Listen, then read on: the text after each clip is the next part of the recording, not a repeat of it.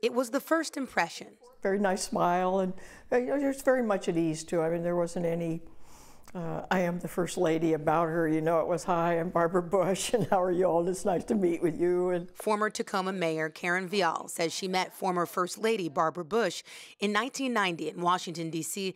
at the U.S. Conference of Mayors. He had spoken, that President Bush had, and then I think she was just there and happened the opportunity to meet with some of the women mayors. At that time, Karen Vial was the first female mayor of Tacoma. But the one thing she said, she was, pleased to see more women mayors, but at that time there weren't very many of us. She asked me if any of us had children, and I was about the only one that had young children, and she said, oh my gosh, how do you manage that? Because she said, I know what it was like for me to manage our 4 children. I believe it was 4 when my husband was in Congress when they were younger, and I said, well, I have a wonderful husband who's willing to, take on a lot of those chores. But it was just a great, just a very kind, very nice conversation, and she said she was proud of all of us for, taking that on, and she knew how hard it, must be for women to serve in those offices. For Vial, the first impression was lasting, even after Barbara Bush left Washington, D.C. Some people transition like that well, and others don't, and I thought she did, and you could